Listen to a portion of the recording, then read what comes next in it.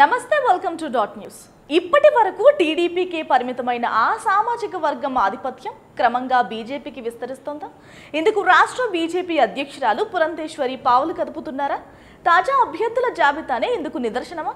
తాజాగా రాష్ట్ర బీజేపీలో ఏం జరుగుతోంది? పార్టీ క్యాడర్ అసంతృప్తికి లోనవ్వడానికి కారణమేంటి? Let's watch the story.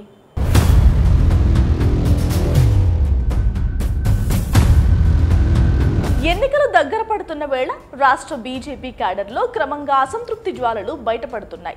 ఇప్పటి వరకు కేవలం టీడీపీలోనే ఉన్న కమ్మ సామాజిక వర్గ ఆధిపత్యం ఇప్పుడు బీజేపీలోనూ క్రమంగా ముదురుతోందంటున్నారు పలువురు కార్యకర్తలు.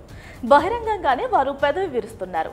ఏపీ బీజేపీలో పార్టీ అధ్యక్షురాలు పురంధేశ్వరి, ప్రధాన కార్యదర్శి తపస్ చౌదరి, మీడియా ఇన్ఛార్జ్ నాగభూషణం తదితరులు ఇదే సామాజిక వర్గానికి చెందినవారు కావడం ఈ ఆరోపణలకు మరింత బలం చేకూరుస్తోంది.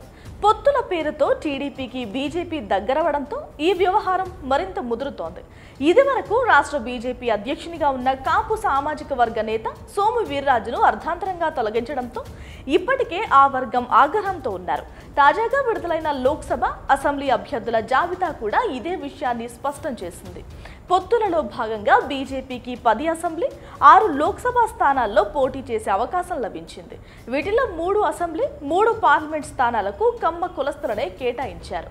ఇదే ఇప్పుడు ఇతర సామాజిక వర్గాలకు పుండు మీద కారం చల్లినట్లయింది. మరోవైపు కాపులకు, బ్రాహ్మణులకు తీరని అన్యాయం జరిగిందని ఆ పార్టీలో జోరుగా చర్చ నడుస్తోంది.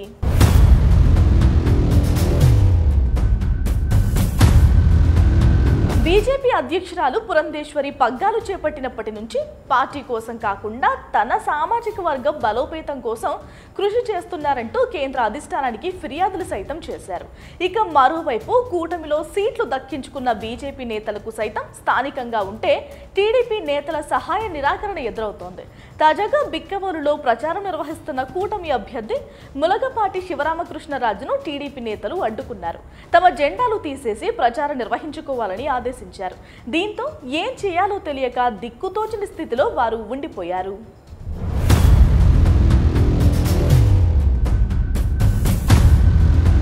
Please subscribe Dot News.